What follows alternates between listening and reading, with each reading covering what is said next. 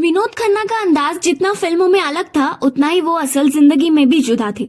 उन्होंने खुद को सिर्फ एक अभिनेता और फिल्मी दुनिया के दायरे में नहीं समेटा, बल्कि जिंदगी के हर रंग का मसा लिया। पाकिस्तान से भारत आए विनोद खन्ना की कदकाठी, तेज दिमाग और तौर तरीका ध्यान खींचने वाला था। बिजनेस फैमिली से ताल्लुक रखने के बावजूद उन्होंने संघर्ष की राह चुनी और हिंदी फिल्म इंडस्ट्री को अपनी मंजिल बना ली। हालांकि सफलता मिलने के बावजूद वो नहीं रुके। विनोद खन्ना तमाम स्टार्स से बिल्कुल अलग थे। वो जिंदगी को दौलत, शोहरत और रुतबे से कहीं आगे देखते थे। यही कारण था कि जब वो अपने करियर के पीक पर थे, उन्होंने सब कुछ छोड़ने का मन बना लिया।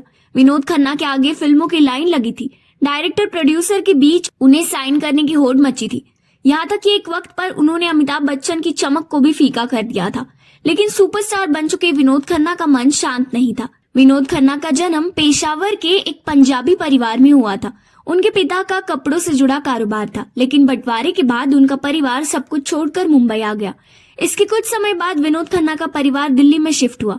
एक्टर ने इस बात का खुलासा 2002 में दिए अपने एक इंटरव्यू में किया था। विनोद खन्ना हिंदी फिल्म इंडस्ट्री के सबसे हैंडसम एक्टर्स में गिने जाते थे, लेकिन फिर भी करियर की शुरुआत उन्होंने हीरो नहीं बल्कि विलन के तौर पर की और अपने काम के लिए खूब प्रशंसा बटोरी। मेरा गांव मेरा देश में विनोद खन्ना का रोल डाकू जब्बर सिंह इतना चर्चित हुआ कि बॉलीवुड में डाकुओं की कहानी का एक दौर आ गया।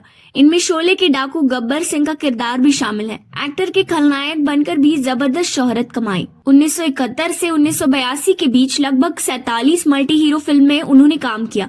इनमें एक और 11 हेरा फेरी, खून पसीना, अमर अकबर एंथनी, जमीर, परवरिश और मुकद्दर का सिकंदर जैसी हिट फिल्में शामिल है। कुर्बानी विनोद खन्ना के करियर की एक बहुत ही ज्यादा सुपरहिट फिल्म है।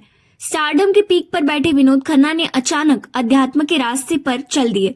उन्होंने बॉलीवुड को अलविदा कहा, जिसका फायदा अमिताभ बच्चन को मिला और वो इंडस्ट्री के नए सुपरस्टार बनकर उभरे। पैसा, ग्लैमर और शोहरत, विनोद खन्ना के पास सब कुछ था, पर उनके दिमाग में आया कि अब आगे क्या।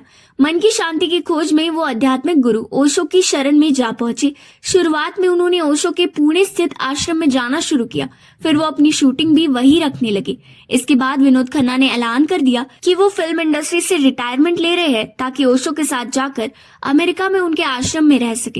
जब विनोद खन्ना ने इस बात की घोषणा की तो किसी को भी उन पर यकीन नहीं हुआ। 1982 में विनोद खन्ना ने फिल्म इंडस्ट्री को अलविदा कहने के बाद अमेरिका में ओशो के बसाए शहर रजनीशपुरम में शरण ली। वह लग्जरी लाइफ से एकदम अलग दुनिया देखी। विनोद खन्ना ने ओशो के आश्रम में माली बनने से लेकर बर्तन धोने और टॉयलेट साफ करने जैसे काम तक किए। वहाँ 5 साल बिताने के बाद विनोद खन्ना ने फिल्म इंडस्ट्री में वापसी की। एक इंटरव्यू में उन्होंने बताया था कि बॉलीवुड में लौटना उनके लिए आसान था, लेकिन ओशो को छोड़ने का फैसला बेहद मुश्किल। ओशो ने विनोद खन्ना को अपने पुणे आश्रम को चलाने का ऑफर भी दिया था, लेकिन उन्होंने इनकार कर दिया और ये उनकी जिंदगी की सबसे मुश्किल घड़ी थी।